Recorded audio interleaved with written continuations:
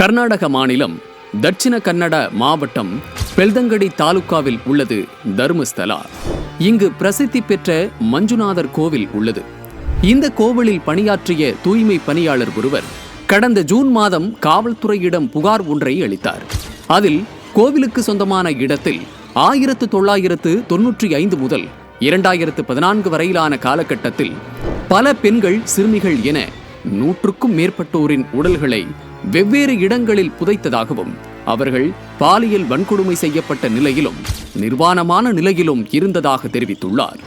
வெளி மாநிலங்கள் மட்டுமல்லாமல் வெளிநாட்டிலும் இருந்து ஆயிரக்கணக்கில் பக்தர்கள் வழிபட்டு வரும் கோவிலில் இதுபோன்ற சம்பவம் நிகழ்ந்ததாக வந்திருக்கும் தகவல் மக்களுக்கு அதிர்ச்சியை ஏற்படுத்தியுள்ளது. இந்த விவகாரத்தில் தர்மஸ்தலா கோவில் நிர்வாகத்திற்கும் தொடர்புள்ளதாக கூறப்படுகிறது. இந்த சம்பவம் குறித்து இத்தனை ஆண்டுகள் கழித்து புகார் அளிக்க காரணம் என்னுடைய மனசாட்சி என்னை வாழ விடவில்லை என அவர் தெரிவித்ததாக கூறப்படுகிறது. இந்த நிலையில் அவர் மாவட்ட நீதிபதி முன்பு தனது புகாரை தெரிவித்த நிலையில் அதனை பதிவு செய்து கொண்டு விசாரணை தொடங்கப்பட்டுள்ளது. குற்றச்சாட்டு மிகவும் தீவிரமானது என்பதால் புகார் அளித்த தூய்மை பணியாளரின் அடையாளங்கள் வெளியிடாமல் மிகவும் ரகசியமாக விசாரணை நடைபெற்று வருகிறது. இது குறித்து அவர் கூறுகையில், 2010 நடந்த ஒரு சம்பவம் இன்னும் என்னை அடியோடு உலுக்குகிறது. கலையரியில் உள்ள ஒரு பெட்ரோல் பங்கிலிருந்து சுமார் 500 மீட்டர் தொலைவில் காவலர்கள் என்னை ஒரு இடத்திற்கு அழைத்துச் சென்றனர். அங்கு 12 முதல் 15 வயதிற்குட்பட்ட ஒரு சிறுமியின் உடலை பார்த்தேன். அவரது உடலில் ஆடைகள் குறைவாக இருந்தன. பாலியல் வன்முறையின் தெளிவான அடையாளங்களும் இருந்தன. அவரது கழுத்தில் கட்டி போடப்பட்ட தழும்புகள் இருந்தன. அவரையும் அவரது பள்ளி பையையும் புதைக்க ஒரு குழியை தோண்டுமாறு என்னிடம் கூறப்பட்டது.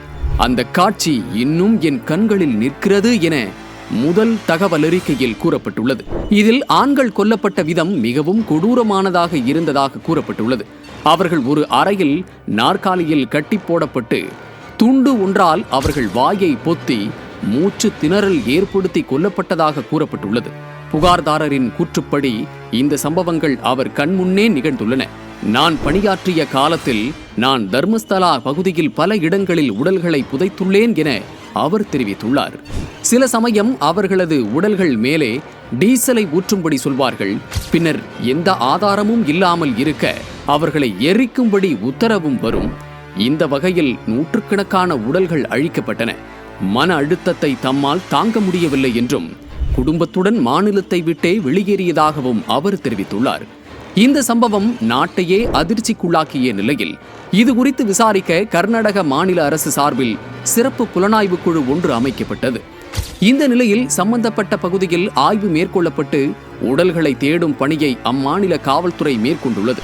அந்த வகையில் நேத்ராவதி ஆற்றங்கரை பகுதியில் 13 இடங்களை குறித்து சிறப்பு புலனாய்வு குழு சோதனையை தொடங்கினர். இந்த சோதனையில் தொடர்ந்து 6வதாக தோண்டப்பட்ட இடத்தில் மனித எச்சங்களும் எலும்புகளும் கண்டெடுக்கப்பட்டிருப்பது அதிர்ச்சியையும் பரபரப்பையும் ஏற்படுத்தியுள்ளது. மேலும் இந்த குறிப்பிட்ட இடத்தில் மட்டும் 8 உடல்களை புதைத்ததாக துப்புரவு பணியாளர் தெரிவித்துள்ளார்.